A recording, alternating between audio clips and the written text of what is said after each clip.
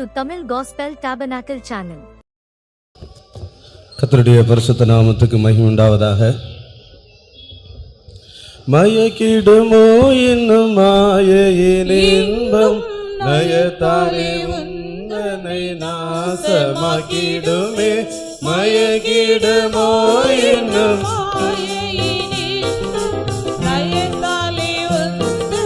நாசமாக்கிடுமே.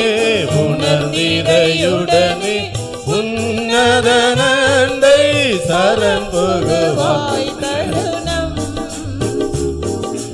உணர்ந்திதையுடனே உன்னத நண்டை சரண் புகுவாய். தருணமானிகள்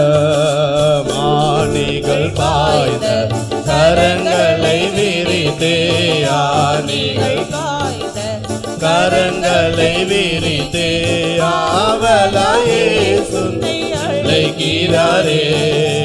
ஆவலாயே சுன்னை அழைக்கிறாரே. ஹல்லேலூயா ஹல்லேலூயா ஹல்லேலூயா. கர்த்தருடைய பரிசுத்த நாமத்துக்கு மகிமை உண்டாவதாக. Praise be to the holy name of God. இந்த கன்வென்ஷன் கூட்டத்தோருடைய 2ஆம் நாளுக்கு வருகை தந்திருக்கிற உங்கள் யாவரையும் ஆண்டவராகிய இயேசு கிறிஸ்துவின் இனிய நாமத்தில் ஒரு விசை கூட வாழ்த்தி வரவேற்கிறோம். In the sweet loving name of Lord Jesus Christ, we greet everyone and welcome all the dear ones who have come to the second day convention meeting. இங்கே இந்த இடத்தில் இருக்கிறதான ஒவ்வொருவரையும் குறித்தும் ஆண்டவருக்கு ஒரு மகிமையான ஒரு நோக்கம் உண்டு. The Lord has a great purpose regarding everyone who are seated here. ஒருவருமே தங்களை சாதாரணமானவர்களாக நினைக்க வேண்டாம். Nobody should consider themselves to be ordinary. ஒவ்வொருவரை குறித்தும் ஆண்டவருக்கு ஒரு மகிமையான நோக்கம் உண்டு. The Lord has a glorious purpose regarding everyone. இந்த கூட்டத்தின் மூலமாக கர்த்தர் அந்த மகிமையான நோக்கத்தை ஒவ்வொருவருக்குள்ளே நிறைவேற்றுவாராக. May the Lord fulfill that glorious purpose in the life of everyone through these meetings. இந்த கூட்டங்கள் ஒவ்வொருவரையும் தேவனுடைய நித்திய நோக்கத்துக்கு நேராக திருப்புவதாக. May the Lord turn everyone towards the eternal purpose of God through this meeting. கர்த்தருடைய பரிசுத்த நாமத்துக்கு மகிமை உண்டாவதாக. Praise be to the holy name of God. தேவனால் துவக்கப்பட்ட இந்த உலகம் இன்னும் தேவனால் முடிக்கப்படவில்லை. The world that has been started by God has not come to an end by God. தேவனால் துவக்கப்பட்ட இந்த உலகம் இன்னும் தேவனால் முடிக்கப்படவில்லை. The world which has been begun by God has not come to an end by God. தேவன் அதை முடிப்பதற்கு முன்பதாக கர்த்தர் கிருபையாய் இந்த நாட்களை நமக்கு தந்திருக்கிறார். Before the Lord is going to bring the end by His grace, the Lord has given us these days. கர்த்தருக்கு ஸ்தோத்திரம். Praise be to God. வேதம் சொல்லுகிறது வேத வசனமோ கட்டப்பட்டிருக்கவில்லை என்று சொல்லி. The Bible says the word of God is not bound. ஒரு பக்தன் சொல்லுகிறார் வேத வசனமோ கட்டப்பட்டிருக்கவில்லை. One saint says the word of God is not bound. தேவனுடைய வார்த்தையை தேவனுடைய வசனத்தை கட்டி வைப்பதற்கு இந்த பூமியில் எந்த வல்லமையும் இல்லை. In this world there is no power to bind the word of God. இந்த பட்டணத்தில் இந்த தேசத்தில் கர்த்தருடைய வார்த்தையை கர்த்தருடைய வசனத்தை கட்டி வைக்கும்படியாக எந்த வல்லமைக்கும் உரிமையோ அதிகாரமோ இல்லை. No power has any power or right to bind and control the word of God in this area. தேவனுடைய வார்த்தை சகல அதிகாரத்தோடும் சகல வல்லமையோடும் ஐஸ்வரியமாக என்னென்ன வேலையெல்லாம் ஒரு மனிதனுக்குள்ள செய்ய முடியுமோ ஐஸ்வரியமாக இந்த சாயங்கால வேளையில் நம்முடைய மத்தியில் அது செய்வதாக.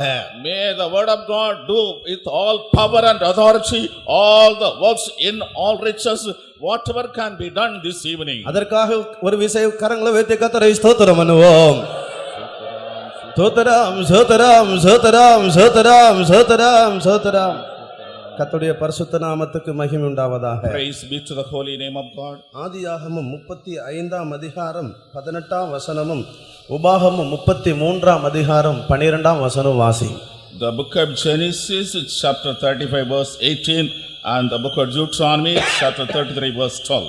மரண காலத்தில் அவள் ஆத்மா பிரியும் போது அவள் அவனுக்கு பெனோனி என்று பெயரிட்டாள். அவன் தகப்பனோ அவனுக்கு பென்யமீன் என்று பெயரிட்டான். உபாகமம் 33ஆம் அதிகாரம் 12ஆம் வசனம் வாசி. Deuteronomy chapter 33 verse 12. பென்யமீனை குறித்தோ கர்த்தருக்கு பிரியமானவன் அவரோட சுகமாய் தங்கியிருப்பான்.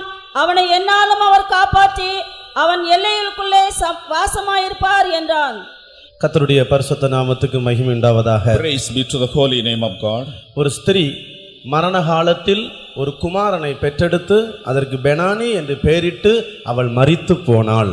A woman was begetting a man child when she was nearing death, and she named her Benoni, and she died. அவள் மரண காலத்தில் அவள் பெற்றெடுத்தாள். At the time of her death, she begot her. பெற்றெடுத்து அதற்கு பெனானி என்று பெயரிட்டு அவள் மரித்து போனாள். Begetting, she named him Benoni, and she died. அதன் தகப்பனோ யாக்கோபு அதற்கு பென்யமீன் என்று பெயரிட்டான். The father Jacob named him Benjamin. கர்த்தருக்கு ஸ்தோத்திரம். Praise be to God. Benoni என்கிற வார்த்தையினுடைய எபிரேய பதத்தினுடைய மூல அர்த்தம் சன் ஆஃப் மை சாரோ, என் வருத்தத்தின் குமாரன் என்று சொல்லி அர்த்தம். The Hebrew meaning of the term of Benoni is the son of my sorrow.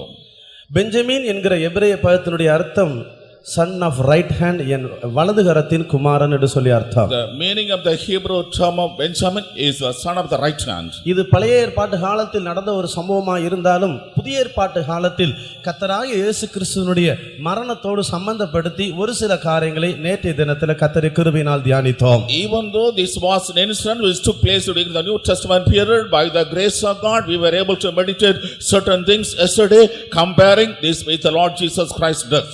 2000 ஆண்டுகளுக்கு முன்பதாக ஆண்டவராகிய இயேசு கிறிஸ்து இதே மாம்ச சரீரத்தில் இந்த பூமியில் வந்து தன்னுடைய மரண காலத்தில் வருத்தத்தின் குமாரர்களை சிலுவையில் பெற்றெடுத்தார். 2000 years back, Lord Jesus Christ came to this world in this physical body, and at the end of his life, at the cross, he was begetting the sons of sorrow. சிலுவையின் மரணம் என்று சொல்லுகிறது முழு உலகத்தில் இருக்கிற ஒவ்வொரு மனிதனுக்கும் சொந்தமானது.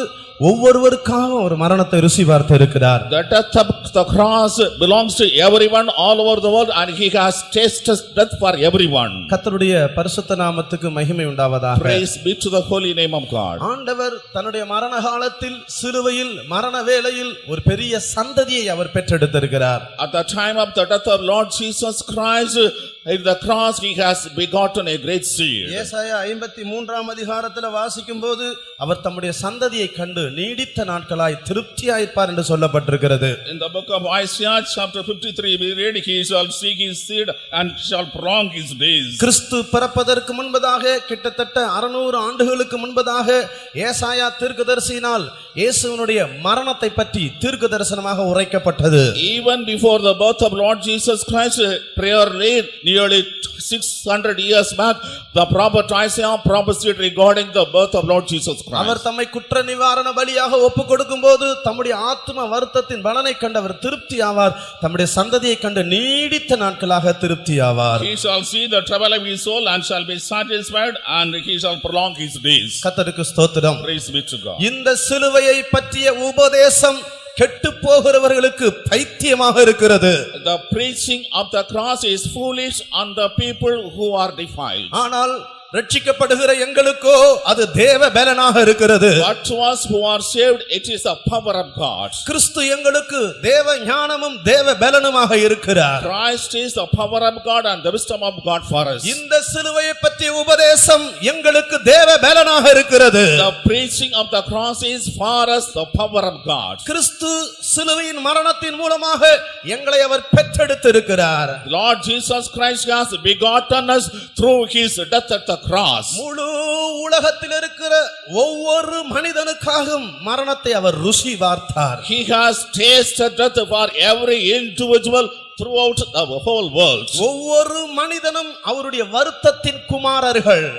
Everyone is the sons of his sorrow. சிலுவையில் அவருடைய மரணத்தின் மூலமாக அவர் பட்ட பாடுகளின் மூலமாக வருத்தத்தின் குமாரர்களை அவர் பெற்றெடுத்திருக்கிறார். To the travail and sufferings that he underwent on the cross, he has begotten the sons of sorrow.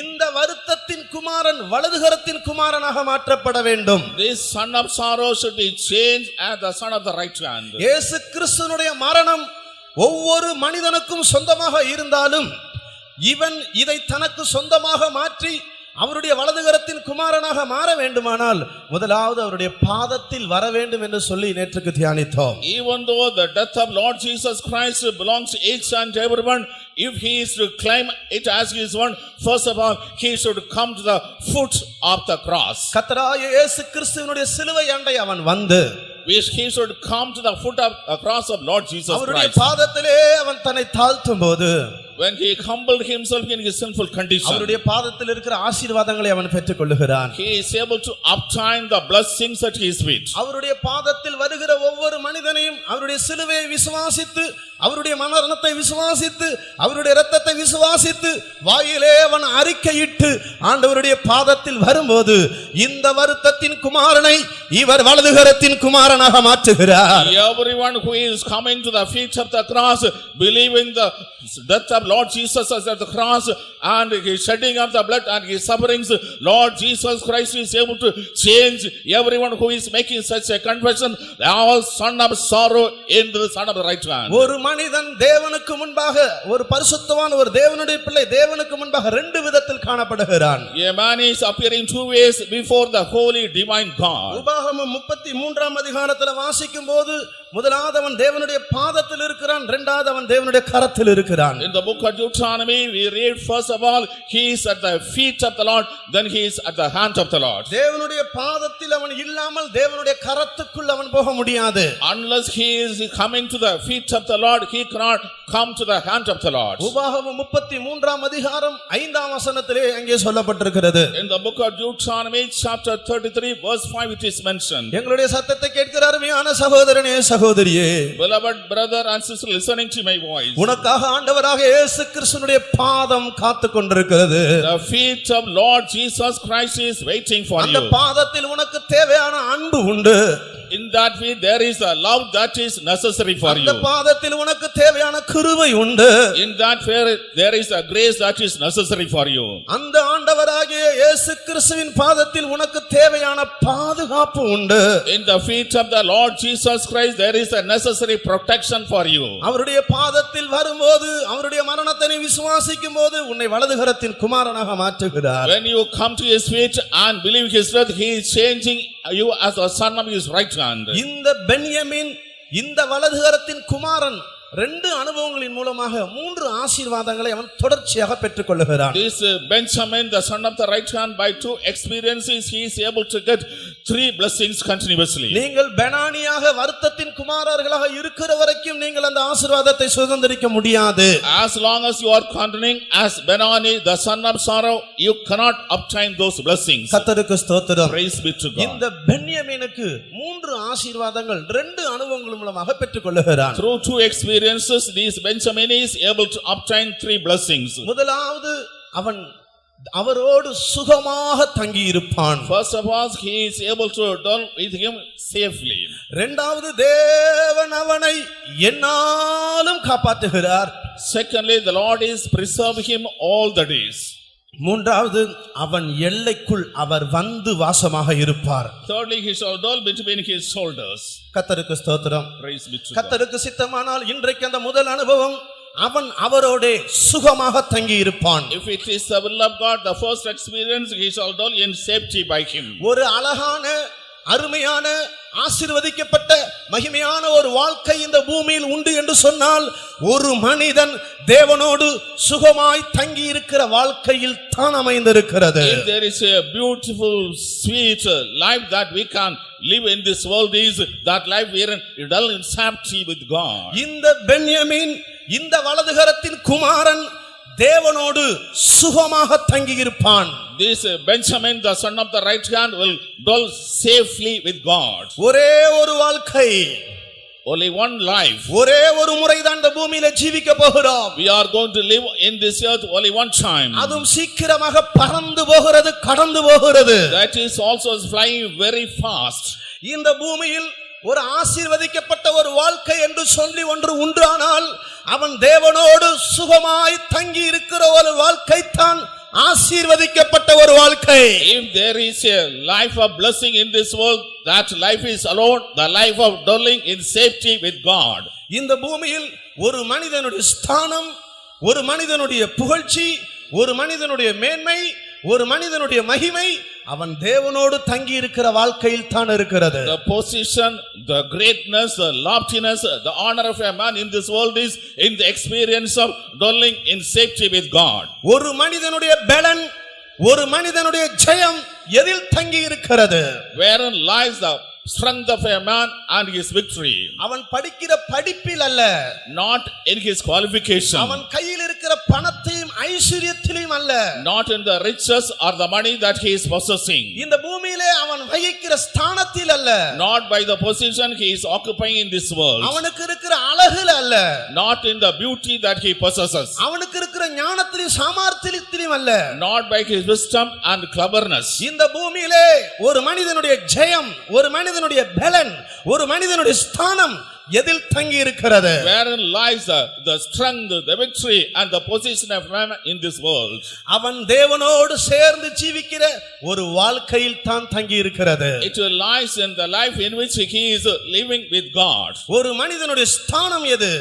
What is the position of a man? இந்த பூமியிலே ஒரு மனிதனுக்கு மிகவும் மேன்மையான ஒரு ஸ்தானம் என்று சொன்னால், உலக பிரகாரமாக அமெரிக்கா ஜனாதிபதியினுடைய அந்த பதவிதான் முழு உலகத்தில் இருக்கிற ஒரு மேன்மையான பதவி என்று மனிதர்களால் கணிக்கப்படுகிறது. The loftiest position for a man in this world, in the consideration of human beings, the position of the President of United States of America. இந்த பூமியில் இருக்கிற ஒரு மனிதனுடைய மிகப்பெரிய மேன்மை என்று மனிதர்களால் கணிக்கப்படுகிறது America ஜனாதிபதியினுடைய பதவிதான். What is considered the loftiest position in this world by human beings, the position of the President of America. இந்த சாயங்கால வேளையில் பரிசுத்த வேதாகமத்தில் சொல்லுகிறோம், அது அல்ல, அது மாயையானது.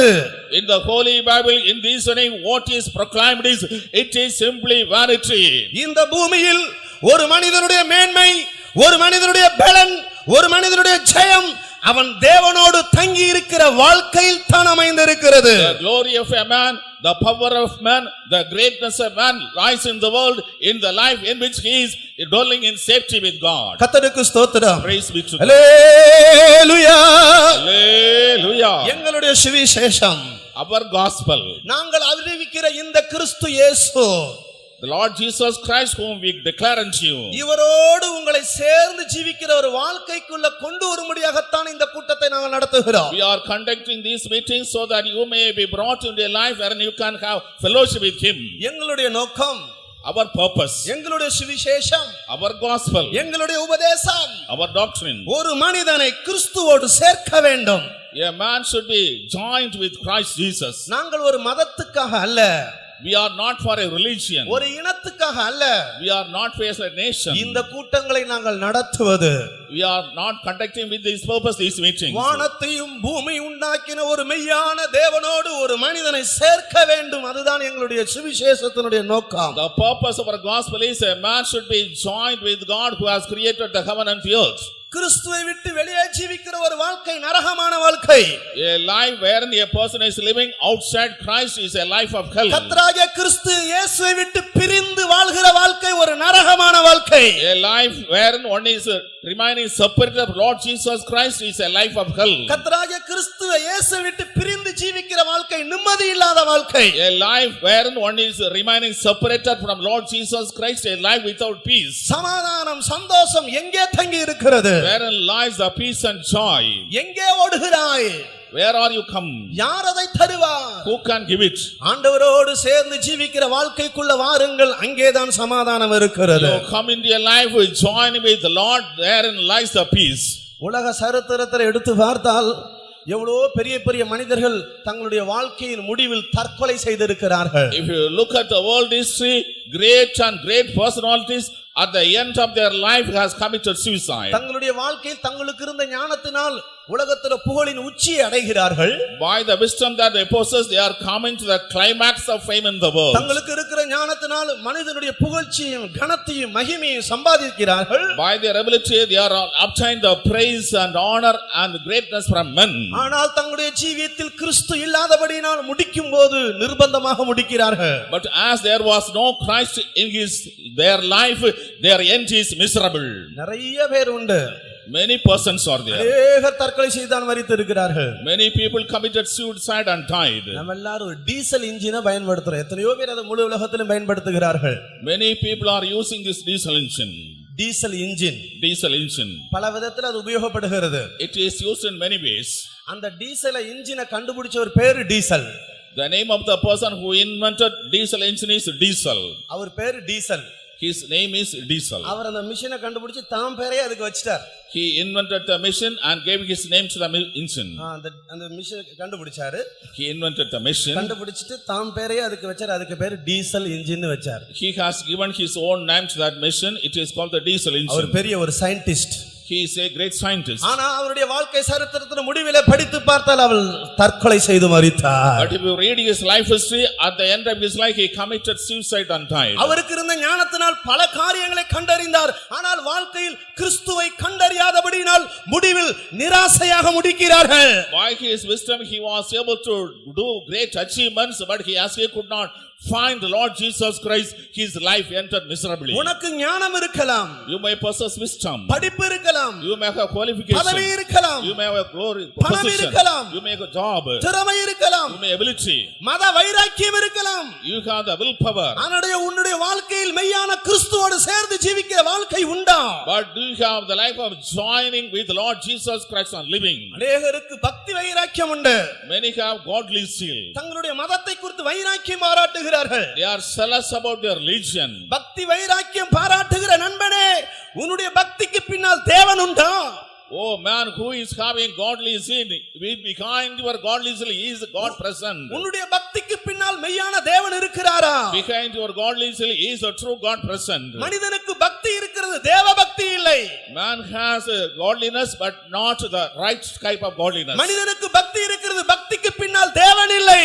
Man is having this kind of godliness, but behind his godly experience there is no God. உன்னுடைய பக்திக்கு பின்னால் தேவன் இல்லாவிட்டால் உன்னுடைய முடிவு நிர்பந்தமாக மாறும். Behind your godliness, if there is no God, your end will be miserable. அநேகருக்கு பக்தி இருக்கிறது, Many have godliness, பயபக்தி இல்லை.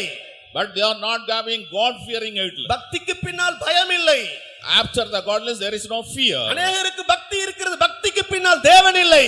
Many have godliness, but behind that godliness there is no God. தேவ பக்தி இல்லை. No fear of God. நான் ஒரு ஃபெய்த் ஹோம்ல பில்டிங் கட்டி கொண்டிருந்தேன். I was building a construction building in a faith home. அப்ப ஒரு மேஸ்திரி சென்ட்ரிங் வேலை செய்து கொண்டிருந்தார். One mason was doing the centering work. அவருடைய தோற்றம் ஒரு பக்திமானை போல இருக்கும். His appearance was that he is a godly man. அவருடைய நெற்றியில் பக்திக்குரிய ஒரு பெரிய அடையாளம் உண்டு.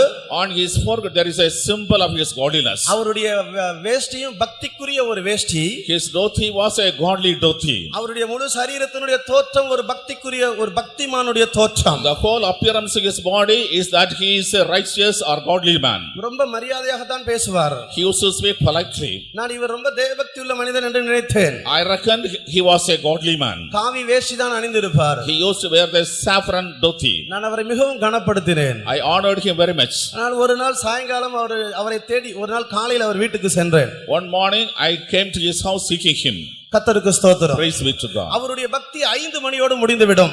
His godliness ends with 5 o'clock. 5 மணிக்கு அவர் சாராய கடையில் இருப்பார். At 5 o'clock we will be in the arak shop. மறுபடியும் அடுத்த நாள் காலையில 6 மணிக்கு பக்தி ஆரம்பிக்கும். Again the next day at 6 his godliness begins. சாயங்காலம் 5 மணியோடு அந்த பக்தி முடிவடைந்து விடும். The godliness ends with 5 o'clock in the evening. 5 மணிக்கு மேல் அவரோடு யாரும் போய் பேச முடியாது. பேசினால் 2 ஆளாக இருப்பார். After 5 o'clock nobody can speak to him. If he speaks to him he is a true man. நான் அவர் வீட்டை தேடி போனேன். I came seeking his house. அப்ப ஒருத்தர் சொன்னாங்க இந்த வீடுனாங்க, இன்னொருத்தர் சொன்னாங்க அந்த வீடுனாங்க. One person told this house, another person told that house. எனக்கு ஒண்ணும் புரியல. I could not understand. பிறகுதான் எனக்கு ஃபர்ஸ்ட் விளங்கல. First of all I could not understand. ரெண்டுமே அவருடைய வீடு தான், 2 மனைவி. Both are his houses.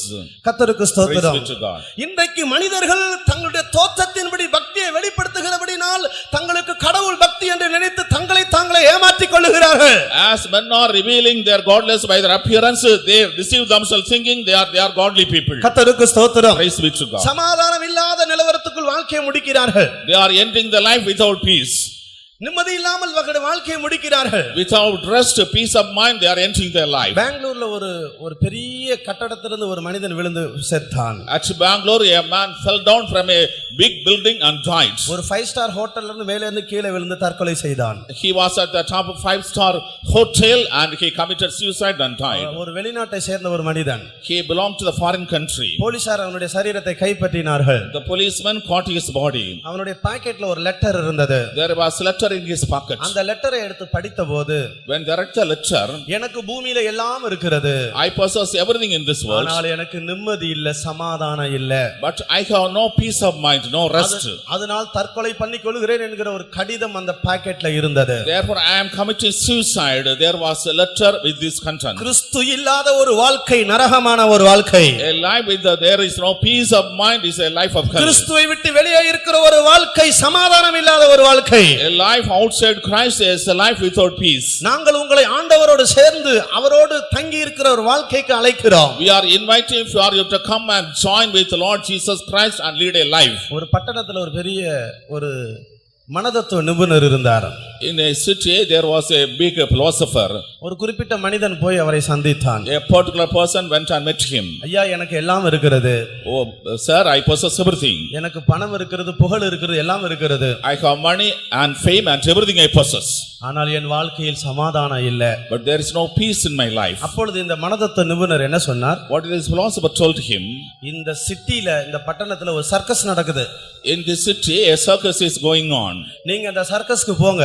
You go to circus. அங்க ஒரு ஜோக்கர் வரார். A joker comes there. அந்த சர்க்கஸ் போற எல்லாரையும் அவர் சந்தோஷப்படுத்திடுறார். He rejoices everyone who was watching the circus. நீங்க அங்க போனீங்கன்னா உங்களுக்கு சந்தோஷ சமாதானம் கிடைக்கும்னு சொன்னார். If you go there you can have joy and peace. அமைதியாக இருந்தார். He was sitting silently. அந்த மனதத்துவ நிபுணருக்கு புரியவில்லை. The philosopher could not understand it. போன மனிதர் அந்த டாக்டர் பார்த்து சொன்னார்.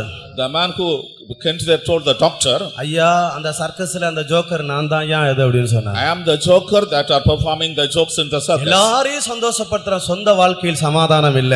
I give happiness to everybody, but there is no happiness in my life. கிறிஸ்துவோடு சேர்ந்து ஜீவிக்காத ஒரு வாழ்க்கை நரகமான வாழ்க்கை. A life wherein we are not living joined with the Christ is a life of hell. வலதுகரத்தின் குமாரர்கள் அவரோடு சுகமாய் தங்கி இருக்கிற ஒரு வாழ்க்கையை பயிற்சிக்க வேண்டும். The sons of the right hand should exercise the life of dwelling in safety with him. ஒரு மனிதனை தேவனை விட்டு பிரிக்கிற பல காரியங்கள் வேதத்துல சொல்லப்பட்டிருக்கிறது. In the Bible many things are mentioned which are separating a man from God. முக்கியமாக 3 காரியங்கள். Importantly 3 things. அன்புள்ள தேவன், பரிசுத்தமுள்ள, மகிமையுள்ள, இரக்கமுள்ள இந்த மகா பெரிய தேவனை விட்டு பிரிக்கிற 3 காரியங்கள். There are 3 things which are separating a man from the loving, glorious, great God. முதலாவது, First of all, இந்த பூமியில இருக்கிறதான மாயையான காரியங்கள். the things like hypocrisy, vanity in this world. எரேமியா 2ஆம் அதிகாரம் 6ஆம் வசனத்துல வாசிக்கும்போது, In the book of Jeremiah chapter 2 verse 6. மாயையை பின்பற்றி என்னை விட்டு தூரப்பட்டு நீங்கள் வீணராய் போகிறதற்கு என்னிடத்தில் என்ன அநியாயத்தை கண்டீர்கள்? And what iniquity you have seen in me that you are following the vanity, leaving me. வாசிங்க. என்னை விட்டு தூரப்பட்டு மாயையை பின்பற்றி வீணராய் போகிறதற்கு என்னிடத்தில் என்ன அநியாயத்தை கண்டார்கள்? கர்த்தருக்கு ஸ்தோத்திரம். Praise be to God. ஒரு மனிதன் மாயையை பின்பற்றும் போது 2 காரியங்கள் சம்பவிக்கிறது. When a man is following iniquity, 2 things are taking place. ஒன்று, அவன் தேவனை விட்டு பிரிந்து தூரமாக போய் விடுகிறான். First of all, he gets separated from God and goes away. இரண்டாவது, அவன் வீணனாக எதற்கும் பிரயோஜனம் இல்லாதவனாக போய் விடுகிறான். Secondly, he is leading a useless life. ஆண்டவர் இஸ்ரவேல் ஜனங்களை பார்த்து சொல்லுகிறார், மாயையை பின்பற்றி என்னை விட்டு தூரப்பட்டு வீணராய் போகிறதற்கு என்னிடத்துல என்ன அநியாயத்தை கண்டீர்கள்? God is talking to Israelites, what iniquity have you seen me like that you are gone from me and have walked after vanity and become vain. ஒரு மனிதன் மாயையை பின்பற்றும் போது அவன் தேவனை விட்டு பிரிந்து தூரமாக போய் விடுகிறான். When a man is following vanity, he is getting separated from God and going far away from God. அவன் முடிவில் வீணனாக பிரயோஜனம் இல்லாதவனாக போய் விடுகிறான். In the end, he is becoming a useless, vain man. இந்த பூமியில் நம்முடைய கண்களால் காண்கிற எல்லாமே மாயை, மாயை, மாயை. In this world, whatever we behold with our eyes, everything is vanity, vanity, vanity. நாம் ஒரு மாயையான உலகத்துல ஜீவித்தாலும், Even though we are living in a world of vanity, இந்த மாயைக்கு நம்முடைய ஆத்துமாவை ஒப்பு கொடுக்காதபடி பாதுகாத்துக் கொள்ள வேண்டும். we should preserve our soul, not surrendering our soul to this vanity. சங்கீதம் 24ஆம் சங்கீதம் 4ஆம் வசனத்தை நாம் வாசிக்கும் போது, யார் கர்த்தருடைய பர்வதத்தில் ஏறுவான், யார் கர்த்தருடைய பரிசுத்த ஸ்தலத்தில் நிலைத்திருப்பான் என்று கேட்கப்பட்டிருக்கிறது. Psalm 24 verse 1, who shall climb to the mount of the Lord, and who shall abide in his tabernacle? தன் கைகளில் சுத்தமுள்ளவன், He who is pure in his hand. தன் ஆத்துமாவை மாயைக்கு ஒப்புக்கொடாதவன். The person who has not given his soul to vanity. யார் தேவனோடு அவருடைய பரிசுத்த ஸ்தலத்தில் அவரோடு சேர்ந்து இருக்க முடியும்? Who can be joined with God in his holy sanctuary? அவரோடு சுகமாய் தங்கி இருக்கிற ஒரு வாழ்க்கையை ஒரு மனிதன் பெற்றுக்கொள்ள வேண்டுமானால் தன் ஆத்துமாவை மாயைக்கு அவன் ஒப்புக் கொடுக்க கூடாது. If a man is to obtain a life of dwelling in safety with God, he should not commit his soul unto vanity. இந்த மாயைக்கு பின்னால ஒரு பொய்யான மகிமை உண்டு. Behind this vanity is the lying glory. இந்த மாயைக்கு பின்னால ஒரு பொய்யான ஒரு சிற்றின்பம் உண்டு. Behind this vanity is the lying lust or pleasure. மனிதன் இதை கண்டுதான் ஏமாந்து போய் விடுகிறான். Man sees it and gets deceived. இந்த மாயைக்கு பின்னால் ஒரு பொய்யான மகிமையும் ஒரு பொய்யான இன்பமும் உண்டு. Behind this vanity there is a lying pleasure and glory. எடுத்தவன பிசாசு ஒரு மனிதனை அடிமையாக மாற்ற முடியாது. All of a sudden the devil cannot enslave a man. இயேசு கிறிஸ்து கூட உயர்ந்த மலைக்கு பிசாசு கொண்டு போனான். The devil took Lord Jesus Christ to a tall mountain. எடுத்த உடனே என்ன பணிந்து கொள் என்று சொல்லவில்லை. All of a sudden he does not say, you worship me. உலகத்தின் ராஜ்யத்தையும் அவைகளின் மகிமையையும் இயேசுவுக்கு காட்டினான். He showed him the various kingdoms of the world and their glories. எல்லாவற்றையும் காட்டிவிட்டு சொல்லுகிறான், இதை நான் உமக்கு தருகிறேன், என்னை பணிந்து கொள். After showing all this, he says, I will give all this to you, fall down and worship me. ஒரு மனிதனுக்கு பொய்யான மகிமையையும் பொய்யான சிற்றின்பத்தையும் காட்டாமல் சாத்தான் ஒரு மனிதனை வஞ்சிக்க முடியாது. The Satan cannot deceive a man without showing the lying glory and lying pleasures. அந்த ஏதேன் தோட்டத்தில் சர்ப்பமாகிய சாத்தான் ஏவாளிடத்துல எடுத்த உடனே போய் அந்த கனியை சாப்பிடு என்று சொல்லவில்லை. In the Garden of Eden, the Satan, the devil, all of a sudden did not go to Eve that you come and taste the fruit. அந்த கனியினுடைய இனிமையை குறித்து முதலாவது பேசுகிறாள். First of all, he speaks about the sweetness of that fruit. அந்த கனி எப்படி இனிமையானது? How sweet that fruit is. அது புசிப்புக்கு நல்லது. It's good to eat. பார்வைக்கு இன்பமானது. It's a pleasant thing to முதலாவது watch. அந்த கனியில இருக்கக்கூடியதான அந்த இனிமையை குறித்து சாத்தான் ஏவாளிடத்தில் பேசினான். First of all, Satan talked to Eve about the sweetness in the fruit. ஏவாள் வஞ்சிக்கப்பட்டாள். Eve was deceived. இன்னைக்கு முழு உலகத்துக்கும் இருக்கிற ஒரு பெரிய கேடு பாவத்துக்கு பின்னால் இருக்கிற அந்த நியாய தீர்ப்பை பிசாசு மறைத்து விட்டான். Today the great deception that the devil has caused in the world he has hidden the judgment that is behind the sin. அந்த கனியினுடைய இனிமையை குறித்து சாத்தான் பேசினான். Satan spoke of the sweetness of the fruit. ஆனால் அந்த கனியை புசித்தால் உண்டாக போகிற நியாய தீர்ப்பை மறைத்து விட்டான். But he has hidden the judgment that will come if only he is eating that fruit. இன்றைக்கு முழு உலகத்துக்கு உண்டாயிருக்கிற ஒரு பெரிய கேடு, ஒரு பெரிய வஞ்சகம், பாவத்துக்கு பின்னால் இருக்கிறதான நியாய தீர்ப்பை பிசாசு மறைத்து விட்டான். This is a great deception prevailing all over the world. The devil has hidden the judgment that is behind the sin. மாயைக்கு பின்னால் இருக்கிற இன்பத்தை காட்டுகிறான். He is showing all sorts of pleasure to humanity. மாயைக்கு பின்னால் இருக்கிற மகிமையை காட்டுகிறான். He is showing the glory behind vanity. ஆனால் ஒரு மனிதன் அதை பின்பற்றி அதில் விழுந்து போனால் அதற்கு பின்னால் உண்டாக போகிற நியாய தீர்ப்பை மறைத்து விட்டான். But he has hidden the judgment that will come upon the man if he is going after that vanity. இன்றைக்கு இதே வஞ்சகத்தை தந்திரத்தை தான் சாத்தான் கையாண்டு முழு உலகத்தை வஞ்சித்து தன் கையில் வைத்திருக்கிறான். Today the devil is making use of this kind of deceit and cunningness, and he has received the whole world and kept the world in his hand. மாயை மாயை எல்லாம் மாயை. Vanity, vanity, everything is vanity. ஆத்துமாவை மாயைக்கு ஒப்புக்கொடாமல் காத்துக்கொள்ளுங்கள். You should keep your soul, not committing the soul to vanity. ஒரு அருமையான ஒரு சகோதரனுடைய சாட்சி கேட்டேன். I heard the beautiful testimony of a beloved brother. அவர் கல்லூரியில் படித்துக் கொண்டிருந்தார். He was studying in the college. நல்ல பேட்மிண்டன் பிளேயர் அவர். Badminton He player. was a good badminton player.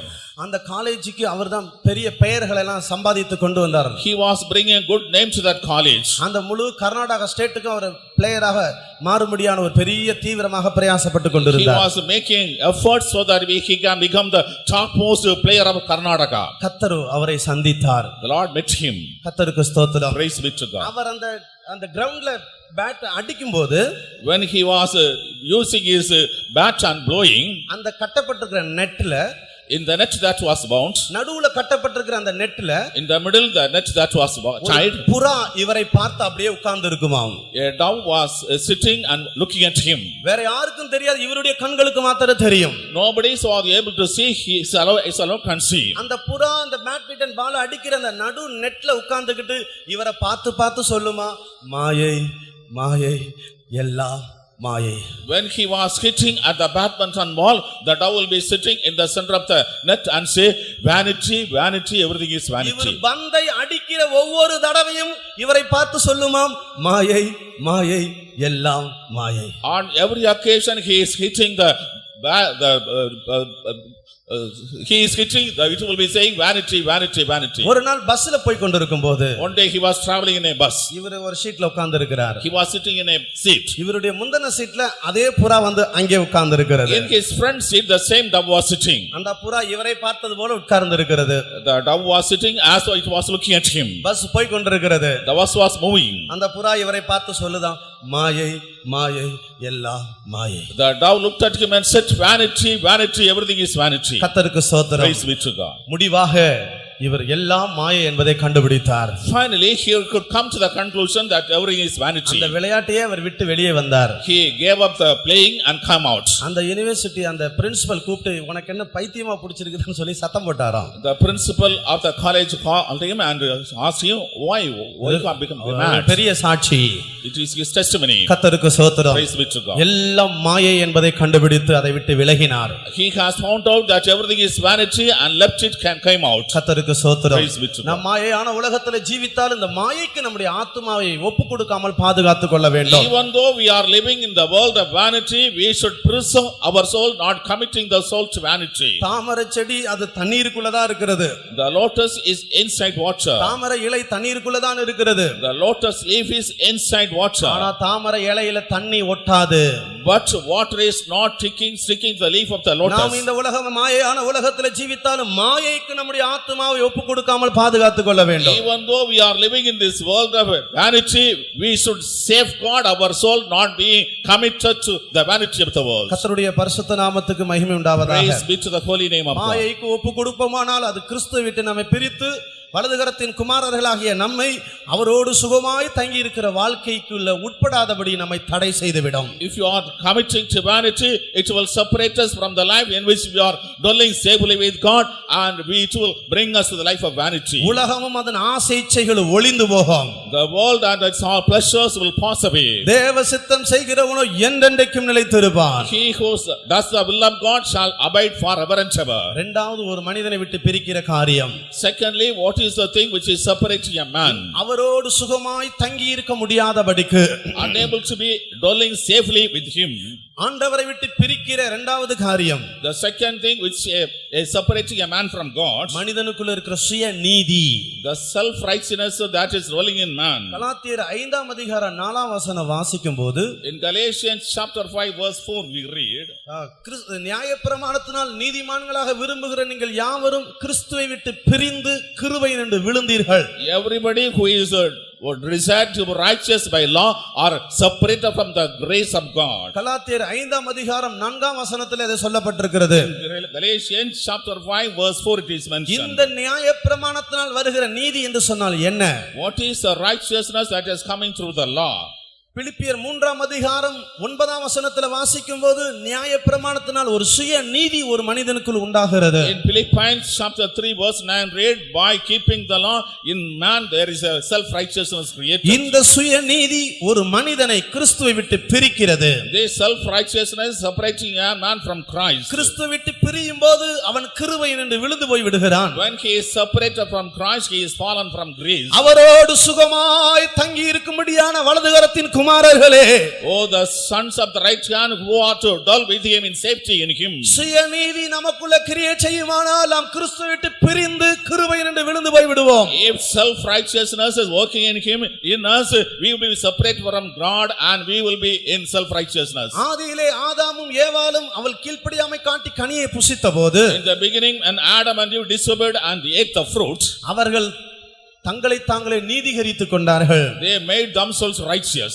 மனிதனுக்குள் முதலாவது சுயநீதி உண்டாகிவிட்டது. First of all, man has acquired self-righteousness. ஆண்டவர் தான் சிருஷ்டித்த மனிதனை தேடி வருகிறார். The Lord is coming seeking the man whom he has created. ஆதாமே ஆதாமே நீ எங்கே இருக்கிறாய்? Adam, Adam, where are you? அவன் என்ன சொல்லுகிறான்? What does he say? தேவரீர் நீர் எனக்கு தந்த ஸ்திரீ அந்த கனியை புசித்தால் நான் அதை சாப்பிட்டேன். The woman that thou hast given me has given the fruit and ate it. இப்பொழுதோ நான் நிர்வாணியாய் இருக்கிறேன், உமக்கு பயந்து நான் தோட்டத்தில் ஒளித்துக் கொண்டிருக்கிறேன். Now I am naked, fearing you. I am hiding in the garden.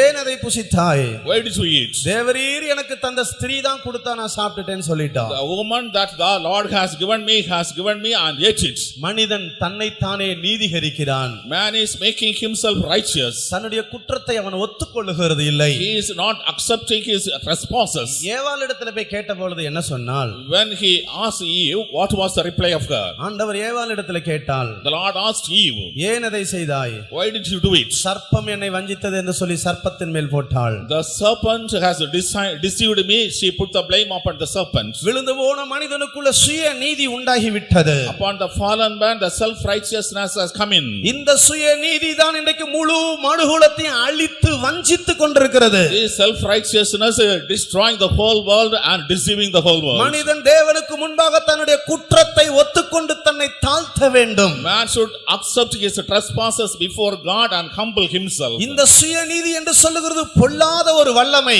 This self-righteousness is a wicked power. இந்த சுயநீதி நமக்குள்ள கிரியை செய்யும்போது நம்முடைய குற்றத்தையே நம்மால் உணர முடியாது. When the self-righteousness is working, we cannot understand our trespasses. நாம் செய்கிறதெல்லாம் சரியாக இருக்கிறது போல தோன்றும். It appears whatever we are doing is right. லவோதிக்கா சபையை பற்றி வேதம் சொல்லுகிறது. About the Laodicean church, the word of God says, கர்த்தர் சொல்லுகிறார், நீ நிர்வாணி, நீ குருடன், நீ பரிதபிக்கப்படுகிறது என்று அவர்களை பார்த்து சொல்லுகிறார். The Lord says, looking at you are naked, you are not having dress, you are blind, your condition is miserable. ஆனால் அவர்களோ தங்களை குறித்து என்ன சொல்லுகிறார்கள்? But what they tell about themselves, நாங்கள் திரவிய சம்பன்னர், we are rich, நாங்கள் ஐஸ்வர்ய சம்பன்னர், we are rich, எங்களுக்கு ஒரு குறைவில்லை we do not lack anything. என்று தங்களை குறித்து சொல்லிக் கொண்டிருக்கிறார்கள். They speak about themselves. இந்த சுயநீதியுள்ள ஒரு மனிதன் தன்னுடைய உண்மையான நிலவரத்தை கண்டறிய முடியாது.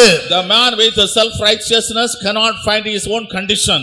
எங்களுடைய சபையில ஞானமுத்துன்னு சொல்லி ஒரு விசுவாசி இருக்கிறார். In our church there is a believer by name Janamuthu. பழைய விசுவாசி அவர். He is an old believer. பயங்கர திருடனா கொள்ளக்கூட்டக்காரனா இருந்து ரட்சிக்கப்பட்டவர். Once he was a robber and he was a leader of the robbers and he was saved. பயங்கர திருடன். A very great thief. வழிப்பறி கொள்ளையன். He used to wear lie and thief. கண்ணமிட்டு திருடுவார். He used to break into houses and steal. அவர் ஒரு பெரிய ஒரு சாட்சி. He has a great testimony. கடைசியாக அவருக்கு ஒரு மரணத்துக்கு ஏதுவான வியாதி வந்தது. Finally he was afflicted by a sickness nigh unto death. Doctor எல்லாம் அவரை கைவிட்டார்கள். The doctors forsook him. ஒரு நாள் இரவு அவர் தூங்கிக் கொண்டிருக்கும் போது, One day night when he was sleeping, சிலுவையின் காட்சி அவருக்கு உண்டானது. he saw the vision of the cross. இவர் விளங்கிக் கொண்டார், எது கிறிஸ்துவனுடைய கடவுள் வந்திருக்கிறார் என்பது. He has understood the God of Christians has come. கர்த்தருக்கு ஸ்தோத்திரம். Praise be to God. அப்பொழுது அந்த சிலுவையிலிருந்து ஒரு சத்தம் கேட்டது. A voice came out from the cross. நீ உன்னை பாவி என்று ஒத்துக்கொள். You accept that you are a sinner. இவர் சொல்றார், நான் பாவி கிடையாது. He says, I am not a sinner. ஒரு மணி நேரம் ஆண்டவருக்கு இவருக்கு வாக்குவாதம். For 1 hour there was argument between God and him. இவர் பயங்கர திருடன். He was a very wicked thief. பயங்கர கொள்ளக்கூட்டக்காரன். He was the leader of a robbers group. ஆனா இவர் சொல்லுகிறார், நான் பாவி கிடையாது. But he says, I am not a sinner. ஒரு மணி நேரம் ஆண்டவர் இவரோடு பேசிக்கொண்டே இருந்தார். For 1 hour the Lord was speaking to him. கடைசியாக ஒரு காட்சியை ஆண்டவர் இவருக்கு காண்பித்தார். Finally the Lord showed a vision to him. ஸ்ரீபெரும்புதூர்ல ஒரு நகைக்கடை சேட்டு கடை. அந்த நகைக்கடையில அவர் கடையை இரவு பூட்டி விட்டு வீட்டுக்கு போகும்போது இரவு அவருடைய வீட்டை தட்டி திறக்கும் போது அந்த கத்தி எடுத்து அவருக்கு நேராக நீட்டினார். At Sri Perumbudur, when a rich jeweler has shutting his shop and when his house, when he was opening the lock of the door, he took the knife and உடனே அந்த நகைக்கடை சேட்டு அந்த கத்தியை பிடித்தார். He held that knife. கத்தி பிடிச்சவர் கத்தியை உருவினார். He took out a knife. உருவின உடனே அந்த கை அப்படியே கிழிச்ச ரத்தம் இவர் மேல அடித்தது. His hand was rent, the blood was in his body. அன்று இரவு சிலுவையில் தொங்கிக் கொண்டிருந்த இயேசு இவருக்கு சினிமா காட்சியை போல இவர் செய்த அந்த பாவத்தை காட்டினார். As a scene that comes in the cinema, the Lord Jesus Christ showed the sin that he committed on that day. மகனே இது பாவம் இல்லையா? My son, is it not sin? உடனே அவருடைய கண்கள் திறக்கப்பட்டது. At once his eyes were opened. ஆம் ஆண்டவரே இது பாவம் என்று ஒத்துக்கொண்டார். Yes Lord, it is sin, he accepted. மனிதன் இன்றைக்கு எவ்வளவு குற்றங்கள் குறைவுகள் பாவங்கள் தனக்குள்ள இருந்தாலும் தேவனுக்கு முன்பாக தான் பாவி என்பதை அவன் ஒத்துக்கொள்வதில்லை. Even though man is having so many sins, iniquities and trespasses in his life, he is not accepting that he is sinner before God. இவன் ஆண்டவரிடத்தில் வந்து தன்னுடைய பாவத்தை ஒத்துக்கொள்ளாத வரைக்கும் இவன் தேவனோடு சேர்ந்து ஜீவிக்கிற வாழ்க்கை உட்பட முடியாது. As long as he is not coming to the Lord and accepting his sin, he cannot come to a life of joining with God. இந்த சுயநீதி நம்முடைய குற்றத்தை ஒத்துக்கொள்ள விடாது. This self-righteousness will not allow us to accept our sins. கர்த்தருக்கு ஸ்தோத்திரம். Praise be to God. நாம் எல்லாரும் நம்முடைய குற்றத்தை ஆண்டவரிடத்தில் ஒத்துக்கொள்வோமாக. Let us all accept our sins unto God.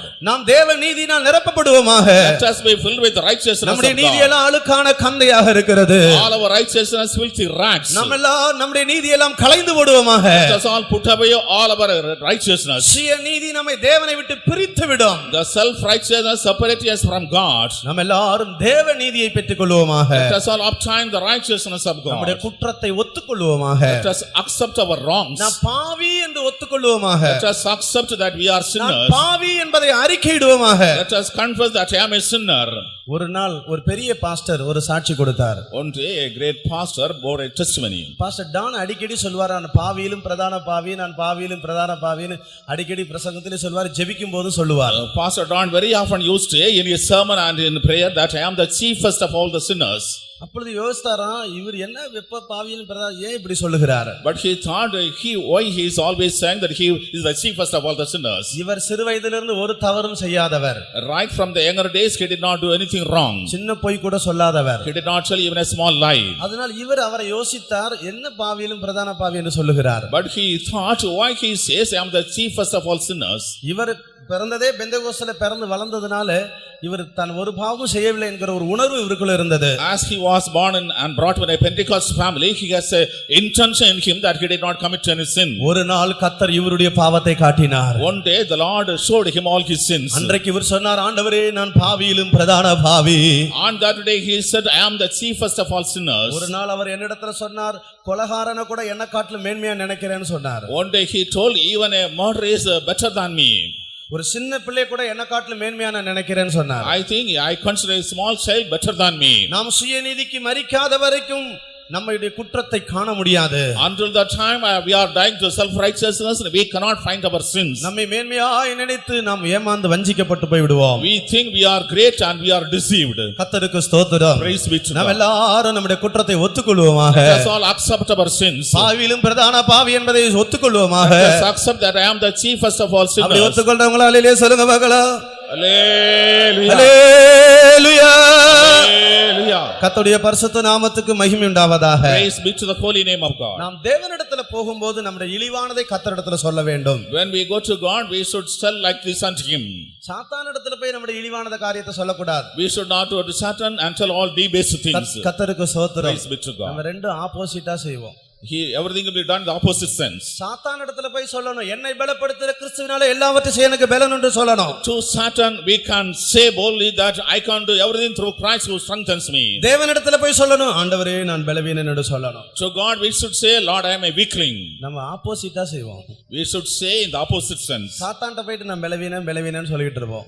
We are to go to Satan telling I am weak, I am weak. சாத்தானிடத்துல போய் நம்முடைய குற்றத்தை சொல்ல வேண்டிய அவசியம் இல்லை. There is no necessity to inform our sins. இயேசுவினுடைய இரத்தம் நமக்காக சிந்தப்பட்டிருக்கிறது. The blood of Jesus has been shed for us. சாத்தானை பார்த்து சொல்லணும், என்னை பலப்படுத்துகிற கிறிஸ்துவினால எல்லாவற்றையும் செய்ய எனக்கு பலன் உண்டு. To Satan we should say, by God Jesus who strengthens me I can do everything. நான் கர்த்தரால் அபிஷேகம் பண்ணப்பட்ட ஆசாரியன். I am a priest anointed by God. நான் கர்த்தரால் அபிஷேகம் பண்ணப்பட்ட ராஜா. I am a king anointed by God. சாத்தானிடத்தில் அறிக்கையிட வேண்டும். You should tell like this unto Satan. தேவனிடத்தில் போகும்போது நம்முடைய இழிவான காரியத்தை போய் சொல்ல வேண்டும். When we go go to God, we should tell all the base things regarding நம்முடைய us. சுயநீதிக்கு நாம் முற்றிலும் மறிக்க We வேண்டும். should totally die unto our self-righteousness. எல்லாவற்றுக்கும் மேலாக Above everything, ஒரு மனிதன் தேவனோடு சுகமாய் தங்கி இருக்கிற வாழ்க்கைக்குள்ள வராதபடிக்கு இந்த வலதுகரத்தின் குமாரர்களை தடை செய்கிற காரியம் பாவமாக இருக்கிறது. the thing that is preventing a man from coming and dwelling safely with God and becoming the son of the right hand is sin.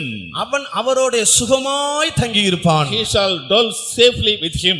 இந்த அனுபவம் ஞானஸ்நான சத்தியத்தின் மூலமாக ஒரு மனிதன் பெற்றுக்கொள்ளுகிறான். This experience a man is able to acquire by the doctrine of water baptism. அன்பின் தேவனை விட்டு பாவம் பிரிக்கிறது.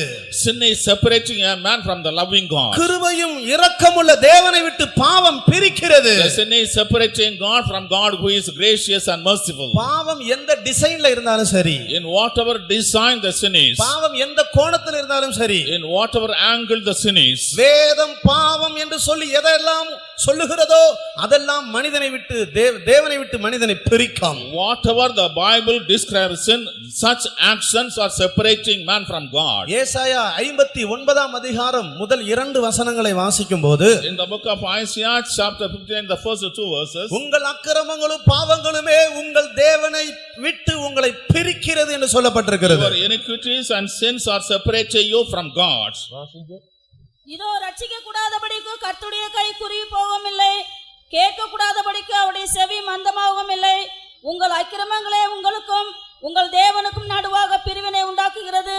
உங்கள் பாவங்களே அவர் உங்களுக்கு செவி கொடாதபடிக்கு அவருடைய முகத்தை உங்களுக்கு மறைக்கிறது. உங்கள் அக்கிரமங்களும் பாவங்களுமே தேவனை விட்டு உங்களை பிரிக்கிறது. Your sins and iniquities are separating you from God. இன்றைக்கு சர்வ வல்லமையுள்ள தேவனை விட்டு பிரிக்கிற ஒரு காரியம் உண்டு என்று சொன்னால் அது பாவமாக இருக்கிறது. If there is a thing today which is separating a man from the Almighty God, is the sin of him.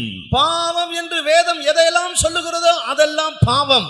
Whatever the Bible describes sin, everything is sin. மனிதன் இன்றைக்கு பாவத்தை பரிசுத்தமாக மாற்றி நினைத்துக் கொண்டிருக்கிறான். Today the man is trying to change the sin as holiness. பாவம் என்று தேவன் எதை சொல்லுகிறாரோ இன்றைக்கு அவன் அதை சுயநீதியினால் மூடி அதை பரிசுத்தம் என்று அழைக்கிறான். Whatever God calls as sin, the man is covering with his self-righteousness and calls it holiness. அமெரிக்கால சில வேலைகளுக்கெல்லாம் குவாலிஃபிகேஷனே சில பாவம் இருந்தாதான் அந்த வேலைக்கு அவங்க qualification. In America, the qualification for certain jobs is if they are enslaved to certain sins, it becomes the qualification. இந்த பாவம் இருந்தா இந்த வேலைக்கு நீ தகுதியான ஆள்.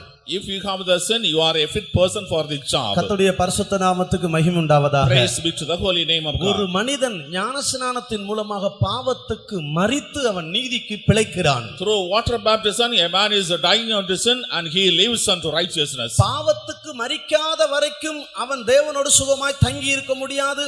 இந்த பாவம் அவனை தொந்தரவுபடுத்தி தேவனை விட்டு பிரித்து விடும். Until the time he is dying, not dying to sin, he cannot abide safely with him, and he will be separated from God. பாவத்துக்கு பின்னால் நிறைய காரியங்கள் உண்டு. There are so many things behind the sin. பாவத்துக்கு பின்னால் ஒரு கூக்குரல் உண்டு. There is a cry, loud cry behind the sin. சோதோமுடைய ஜனங்களுடைய பாவத்தை குறித்து வேதம் சொல்லுகிறது. ஆண்டவர் சொல்லுகிறார், அவருடைய கூக்குரல் என்னன்னு நான் போய் பார்த்துட்டு வரேன். What does the Lord say about the sin of the people of Sodom? Let me go and see what is their cry. ஒவ்வொரு பாவத்துக்கு பின்னால ஒரு சவுண்ட் உண்டு. And behind every sin there is a sound. அது நமக்கு தெரியாது. We do not know that. இந்த sound நேரா தேவ சமூகத்துக்கு போகிறது. This voice straight away goes to the presence of God. ரெண்டு காரியம் தேவ சமூகத்தில் எட்டுகிறது.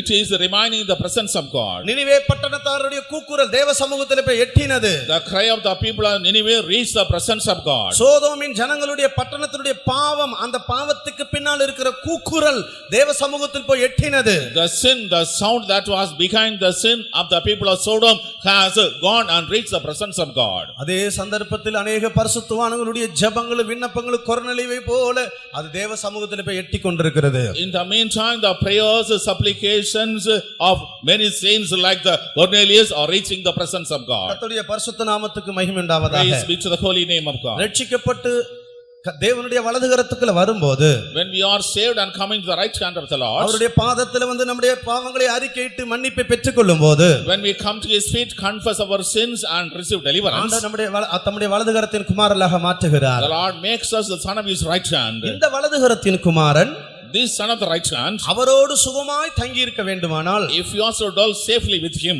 அவனுக்கு ஒரு அனுபவத்துக்குள்ளாக அவன் கடந்து செல்ல வேண்டும். he should pass through another experience. இந்த ஞானஸ்நானம் என்று சொல்லுகிறது அடுத்தபடியாக இருக்கிறது. This water baptism is the next step. இந்த ஞானஸ்நானத்தின் மூலமாக அவன் பாவத்துக்கு செத்து நீதிக்கென்று பிழைக்கிறான். Through this water baptism, he is dying unto sin and living unto righteousness. மனிதன் ரெண்டு விதத்துல பாவியாக இருக்கிறான். Man is a sinner in two ways. ஒன்று கர்ம பாவம், இரண்டாவது அவனுடைய ஜென்ம பாவம். Further one is a sin committed by action, the second is natural sin. கர்ம பாவம் என்று சொல்லுகிறது அவன் கிரியையில செய்கிற பாவம். ஜென்ம பாவம் என்று சொல்லுகிறது அவன் பிறப்பிலேயே அவனுக்குள்ள இருக்கிற அந்த கீழ்ப்படியாமையாகிய அந்த பாவம். The natural is a sin of disobedience, it is indwelling in him in his birth. The other is the sin we commit in action. ஆதாமின் வழியாக அந்த பாவம் மனிதனை சந்ததியாக தொடர்ந்து வருகிறது. Through Adam, after generation, the sin is following humanity. இயேசு சொன்னார், ஒளியை பார்க்கலும் இருளை விரும்புகிறார்கள். Lord Jesus Christ says they desire darkness rather than light. அவருடைய கிரியைகள் பொல்லாததா இருக்கிறபடினால் அப்படி செய்கிறார்கள் என்று தமிழ்ல சொல்லப்பட்டிருக்கிறது. As their works are wicked, it is so it's in Tamil. ஆனால் வேறொரு மொழிபெயர்ப்பிலே சொல்லப்பட்டது சீட்ஸ் ஆர், அவருடைய விதை தீமையாக இருக்கிறபடினால் அவர்கள் ஒளியின் இடத்துல வரமாட்டேன் என்கிறார்கள். But in other translation, as the seed are bad, they are not coming to light. மனிதனுக்குள்ள தீமையான விதை உள்ளே இருக்கிறது. The evil seed is dwelling in humanity. அது ஆதாமின் வழியாக சந்ததியாக வந்ததான அந்த ஜென்ம பாவம் என்கிறான அந்த தீமையான விதை, கீழ்ப்படியாமையாகிய விதை உள்ள இருக்கிறது, அதுதான் பாவம். The evil seed, the sin of disobedience which has come from generation to generation through Adam is dwelling in him.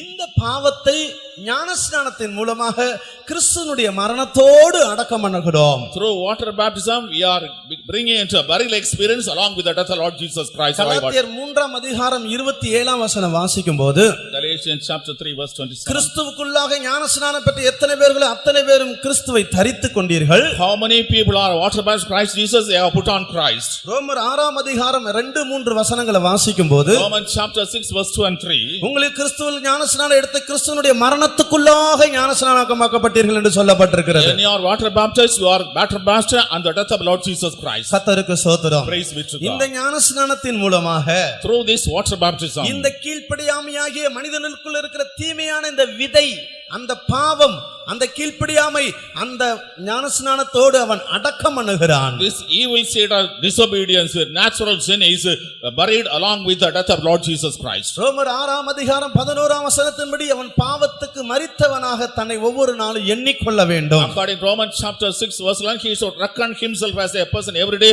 that he is dead unto sin. ஞானஸ்நானம் எடுத்து ஒரே நாள் முடிகிறது அல்ல. The water baptism does not end with a single day. கலாத்தியர் 3ஆம் அதிகாரம் 27ஆம் வசனத்தில் கிறிஸ்துவுக்குள்ளாக ஞானஸ்நானம் எடுக்க எத்தனை பேர்கள் அத்தனை கிறிஸ்துவை தரித்துக் கொண்டீர்கள் என்று தமிழ்ல சொல்லப்பட்டிருக்கிறது. கிரேக்க பாஷையில தரித்துக் கொண்டே இருக்கிறீர்கள் என்று சொல்லப்பட்டிருக்கிறது. Galatians chapter 2, it is whoever has received water baptism in Christ, in the original tongue they are putting on, continuously putting on Christ, not the experience of putting on once. ஒரு நாள் தரித்துக் கொண்டு அதோடு விடுகிறது அல்ல. Not leaving, having put on once. இந்த ஞானஸ்நானத்தின் மூலமாக அவன் கிறிஸ்துவை தரித்துக் கொள்ளுகிறான். Through this water baptism we are putting on Christ. தொடர்ச்சியாக அவன் தரித்துக் கொண்டே இருக்க வேண்டும். Continuously we should keep on putting on Christ. அதனுடைய அர்த்தம் என்ன? What does it mean? பாவத்துக்கு செத்து நீதிக்கு பிழைத்தவனாக தொடர்ச்சியாக அவன் எண்ணிக்கொள்ளாவிட்டால் கிறிஸ்துவை தரித்து இருக்கிற அனுபவத்தை அவன் இழந்து போவான். Unless we reckon that we are dead unto sin and we are living in righteousness, we should leave this experience of death in Christ. இந்த பாவம் நம்மை தேவனை விட்டு பிரிக்கிறது. This sin is separating us from God. கர்த்தருக்கு ஸ்தோத்திரம். Praise be to இந்த God. ஞானஸ்நானத்தின் மூலமாக பாவத்துக்கு செத்து நீதிக்கு பிழைக்கும்போது நாம் அவரோடு சுகமாய் தங்கி இருக்கிறோம். By water baptism, when we are dying unto sin and living in righteousness with him, we can dwell safely with him. ஒரு அழகான ஆசீர்வதிக்கப்பட்ட ஒரு வாழ்க்கை உண்டு. A beautiful blessed life is this. ஆண்டவரோடு சுகமாய் தங்கி இருக்கிற ஒரு வாழ்க்கை. A life wherein we are able to dwell safely with God. பாவம் அதை பிரித்து விடுகிறது. The sin is separating us from God. பாவத்துக்கு பின்னால் கூக்குரல் உண்டு. Behind the sin there is a sound. பாவத்துக்கு பின்னால் பயம் உண்டு. Behind the sin there is a fear. பாவத்துக்கு பின்னால் சாபம் உண்டு. Behind the sin there is curse. ஒவ்வொரு பாவத்துக்கு பின்னால் ஒரு சாபம் உண்டு. Behind every sin there is a curse. எத்தனையோ குடும்பங்கள் சந்ததியாக சாபம் வருகிறது. In many families, generation after generation, the curse is following. கர்த்தருக்கு ஸ்தோத்திரம். Praise be to God. பாவத்துக்கு பின்னால் ஒரு சாபம் உண்டு. After death there is a sin. பாவத்துக்கு பின்னால் ஒரு இருள் உண்டு. After sin there is darkness. பாவத்துக்கு பின்னால் ஒரு மரணம் உண்டு. After sin there is death. பாவத்துக்கு பின்னால் ஒரு நியாய தீர்ப்பு உண்டு. And after sin there is a right judgment. கர்த்தருக்கு ஸ்தோத்திரம். Praise be to நாம் God. பாவத்துக்கு செத்து ஜீவிக்கிற வாழ்க்கையை பயிற்சிக்காவிட்டால், Unless we are exercising the life of being dead unto sin, ஒரு நாள் நம்முடைய முடிவு பாவத்தினாலே மரிப்போம். one day we will be dying in the sin at the end. பாவத்துக்கு மரிக்காவிட்டால், Unless we are dying to sin, ஒரு நாள் இந்த சரீரத்துல மரிக்கும்போது பாவத்தினாலே மரிப்போம். when we are physically dying, we are dying by sin. என்னாகமம் 27ஆம் அதிகாரம் முதல் 3 வசனம் வாசிக்கும்போது, Numbers chapter 27, the first 3 verses, செலபத்தியின் குமாரத்திகள் போய் சொல்லுகிறார்கள், the sons are telling lies. எங்களுடைய தகப்பன் பாவத்தினாலே மரித்தார். Our father is dead in sin.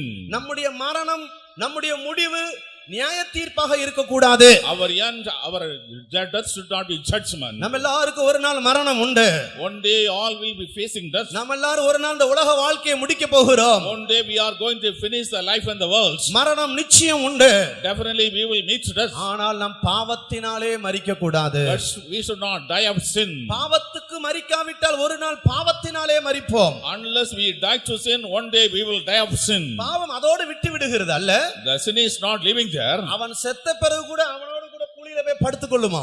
Even after his death, he is lying along with him in the pit. யோபு 20ஆம் அதிகாரம் 11ஆம் வசனம் வாசிக்கும்போது, The book of Job chapter 20 verse 11, அவனுடைய பாவம் மண்ணிலே படுத்துக் கொள்ளும். his sin is lying in the dust. எங்களுடைய சத்தத்தை கேட்கிற சகோதரனே, சகோதரியே, Brother, sister, listening to my voice, நீ பாவத்துக்கு மரிக்காவிட்டால், if you are not dying to sin, இந்த ஆண்டவராக இயேசு கிறிஸ்துவினுடைய மரணத்தை விசுவாசித்து உன்னுடைய பாவத்தை அறிக்கையிட்டு நீ ஞானஸ்நானம் பெற்று பாவத்துக்கு மரித்த ஜீவியத்தை நீ பயிற்சிக்காவிட்டால், if you are not believing the death of Lord Jesus Christ, confessing your sins and accepting Lord Jesus Christ and receiving the experience salvation, ஒரு நாள் பாவத்தினாலே மரிப்பாய். one day you will die of sin. கர்த்தருக்கு ஸ்தோத்திரம். Praise be to God. அவரோடு சுகமாய் தங்கி இருக்கும்படியாக In order to dwell safely with him, ஒவ்வொரு நாளும் இந்த ஞானஸ்நான சத்தியத்தை பயிற்சிப்போமாக. let us do exercise regarding the water baptism experience every day. பாவத்துக்கு மரித்தேன், பாவத்துக்கு மரித்தேன், பாவத்துக்கு மரித்தேன் என்று எண்ணிக்கொண்டே ஜீவிப்போமாக. Let us live reckoning, I am dead to sin, I am dead to sin, I am dead to sin. அதுதான் நமக்கு அவரோடு சுகமாய் தங்கி இருக்கும்படியாக நமக்கு உதவி செய்யும். That will enable us to dwell safely with him. கர்த்தருடைய கிருபையினால் நான் இதே பெந்தகோஸ்தில தான் பிறந்து வளர்க்கப்பட்டேன். By the grace of God, I was born and brought up in the same Pentecostal family. என்னுடைய சிறு வயதிலிருந்தே எத்தனையோ பரிசுத்தவான்களை என் கண்களால் கண்டிருக்கிறேன். Right from my tender days, I have seen many saints through my eyes. நான் இந்த ஊழியத்துக்கு வந்தது இயேசுவை அப்படியே பிரத்யட்சமா பார்த்து நான் இந்த ஊழியத்துக்கு வரல. I did not see Jesus Christ visibly and come to ministry. ஆனால் என்னுடைய சிறு வயதிலே நான் கர்த்தரோடு சுகமாய் தங்கி இருக்கிற பரிசுத்தவான்களை கண்டேன். But in the tender days, I was able to see saints who are dwelling safely with Lord Jesus என்னுடைய Christ. இருதயத்தில் ஒரு வாஞ்சை இருந்தது. I had a desire in my heart. அந்த கர்த்தரோடு சுகமாய் தங்கி இருக்கிற பரிசுத்தவான்களுக்கு போய் பணிவிடை செய்ய வேண்டும். I should go and serve the saints who are dwelling safely with God. நான் இந்த ஊழியத்துக்கு வரும்போது எனக்கு பிரசங்கம் பண்ணணும்ன்ற ஒரு எண்ணம் புள்ளி கூட என் மைண்ட்ல கிடையாது. When I came to the ministry, I did not have even a small idea that I should come and preach. ஒரு சபையை நடத்தணும், I should lead a church. ஒரு பிரசங்கம் பண்ணணும், I should preach. அந்த புள்ளி எண்ணம் கூட எனக்கு கிடையாது. I did எங்கேயோ ஒரு மூலையில கூட கிடையாது. I did not have even a little thought about it. எனக்கு ஒரே ஒரு தரிசனம் இருந்தது. I had only one vision. எனக்கு ஒரே ஒரு வாஞ்சை இருந்தது. I had only one desire. கர்த்தரோடு சுகமாய் தங்கி இருக்கிற பரிசுத்தவான்களுக்கு போய் பணிவிடை செய்ய வேண்டும். I should go and serve the saints who are dwelling safely with God. அவங்களுடைய பாதங்களை கழுவ வேண்டும். I should wash their feet. அவர்களுக்கு போய் பணிவிடை செய்ய வேண்டும். I should do ministry unto them. என்னுடைய சிறு வயதிலிருந்து ஊழியத்துக்கு வந்த பிறகும் அருமையான பரிசுத்தவான்கள் கர்த்தரோடு சுகமாய் தங்கி இருக்கிற பரிசுத்தவான்களை என்னுடைய சொந்த கண்களால் கண்டேன். Right from tender days, even after coming to the ministry, I am able to see the saints who are dwelling safely with my eyes. கர்த்தரோடு சுகமாய் தங்கி இருக்கிற பரிசுத்தவான்களுக்கு போய் பணிவிடை செய்ய வேண்டும். I should go and minister on the saints who are dwelling safely with God. அந்த எண்ணத்தோடு தான் இந்த ஊழியத்துக்கு புறப்பட்டு வந்தேன். Along with God, came forward for the ministry. கர்த்தருக்கு ஸ்தோத்திரம். Praise be to இந்த God. பூமியில 1000 10000 தேவனுடைய ஜனங்கள் பரிசுத்தவான்கள் கர்த்தரோடு சுகமாய் தங்கி இருக்கிறார்கள். 1,000, 10,000 thousands of saints of God are dwelling with God safely in this world. அந்த கூட்டத்துல நீங்களும் சேர வேண்டும் வாஞ்சிக்கிறீர்களா? Are you desiring that you should join that ஒரு church? ஆசீர்வதிக்கப்பட்ட வாழ்க்கை உண்டு. There is a blessed life. அவரோடு சுகமாய் தங்கி இருக்கிற ஒரு வாழ்க்கை உண்டு. There is a life wherein we can dwell in safety with Him. அதுதான் இந்த பூமியில ஆசீர்வதிக்கப்பட்ட வாழ்க்கை. That is the most blessed life in this world. அவரோடு சுகமாய் தங்கி இருங்கள். You dwell safely with Him. ஞானஸ்நானத்துக்கு உங்களை ஒப்புக்கொடுங்கள். Surrender yourself to water baptism. பாவத்துக்கு நீ மரிக்காத வரைக்கும் நீ தேவனோடு சுகமாய் தங்கி இருக்க முடியாது. Until the time you are not dying to sin, you cannot be dwelling with safely with God. எத்தனை பேர் அவரோடு சுகமாய் தங்கி இருக்க விரும்புகிறீர்கள்? How many desire dwell safely with Him? ஆண்டவரே நான் உம்மோடு சுகமாய் தங்கி இருக்க வேண்டும். Lord, I want to dwell safely with ஆண்டவரே நான் you. உம்மோடு சுகமாய் தங்கி இருக்க வேண்டும். I want to dwell safely with you. இந்த இடத்துல எத்தனை பேர் அதை வாஞ்சிக்கிறீர்கள்? How many of you desire here? கரங்களை உயர்த்தி ஒரு நிமிஷம் நல்ல சத்தமா ஸ்தோத்திரம் பண்ணுங்க. Praise the Lord, praise the Lord. ஸ்தோத்திரம் ஸ்தோத்திரம் ஸ்தோத்திரம் ஸ்தோத்திரம் ஸ்தோத்திரம் ஸ்தோத்திரம் ஸ்தோத்திரம் ஸ்தோத்திரம் ஸ்தோத்திரம் ஸ்தோத்திரம் ஸ்தோத்திரம் ஸ்தோத்திரம் ஸ்தோத்திரம் ஸ்தோத்திரம் ஸ்தோத்திரம் ஸ்தோத்திரம் ஸ்தோத்திரம் ஸ்தோத்திரம் ஸ்தோத்திரம் மெய்யாக நீங்கள் வாஞ்சிப்பீர்களானால் Really you are desiring it. இனி எதையோ தேடி நீங்க வந்திருக்கலாம். You have come seeking something. நீ அவரோடு சுகமாய் தங்கி இருப்பாயானால் If you are dwelling in safety with உனக்கு Him, தேவையான எல்லாம் உனக்கு உண்டு. whatever are your needs will be provided unto you. அந்த கெட்ட குமாரனுக்கு தம்பி அண்ணன் எனக்கு தெரியல, அவனோட தகப்பன் சொல்லுகிறான், நீ என்னோடு இருக்கிறா, எனக்குள்ளதெல்லாம் உனக்கு தான்.